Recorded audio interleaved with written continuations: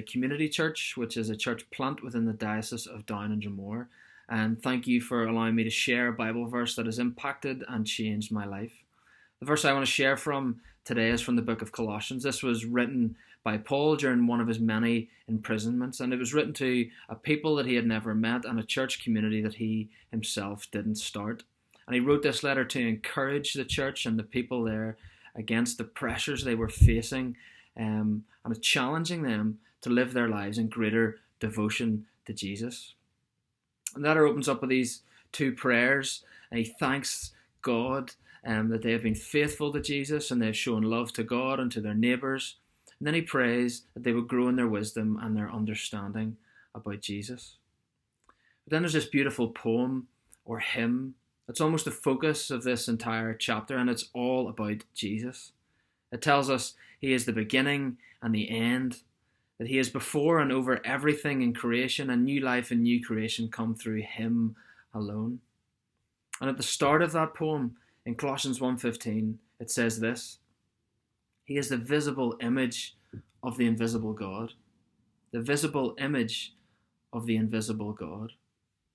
Now, I love lookalikes. I love finding people who look like other people, my friends and my family and people that I know. I just find it really funny. My 2-year-old sometimes says to me that I look like Mr. Tumble, who's a children's TV presenter on BBC. It's not a compliment, and it's not something I like her saying to me.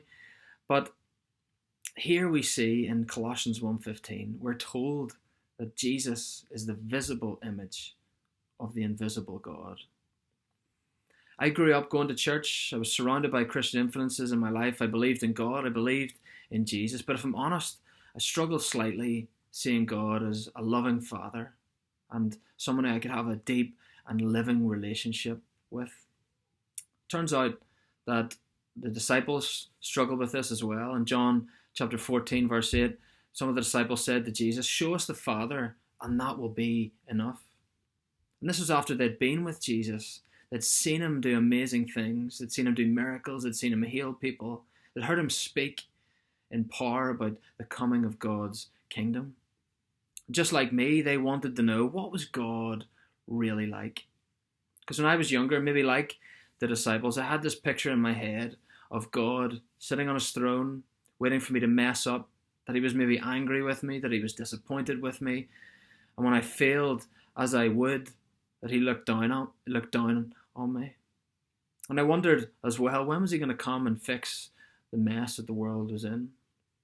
Then I read this verse. He is the image of the invisible or unknowable God. Some other translations put it this way: Jesus is the visible representation of the invisible. Or we look to the Son and see the God who cannot be seen. See, Jesus answered the disciples' question, and he said this: if you have seen me, you have seen the Father. When I read that verse in Colossians, that he is the image of the invisible God, that he, Jesus, is God, I began to look at Jesus. I began to look at his life, why he came, what he did, what he said. My relationship with God was radically changed and transformed. I saw through Jesus a God who came to restore relationship, a God who pursues us, who reaches out to people who seem far away, who brings hope in difficult situations, who brings forgiveness to those who seem too far away and too sinful, who brings mercy to those who deserve to be punished, who multiplied food and fed thousands, who set people free from sin, from expectation, from religious performance, who came to fulfill the law which seemed so hard to live up to. I saw a God who was crucified, died and was buried, and then rose from the dead. This was the God that I thought was invisible. He was unknowable. He was angry when I failed to live in the way he wanted me to. And I began to read the Bible, began to read the story of God in a totally different light. All of Scripture comes through the lens of Jesus himself, that he is the visible image of God.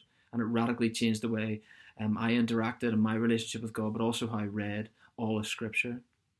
Jesus is God in flesh. If you have seen me, you have seen the Father. So just be encouraged today that if you're struggling, if you're questioning, where God is or who God is or what he's like. Look to Jesus. Turn to the Gospels. Read them. Read how he interacts with people, how he loves people, how he treats people. Read what he says, because he is the visible image of the invisible God. Be blessed.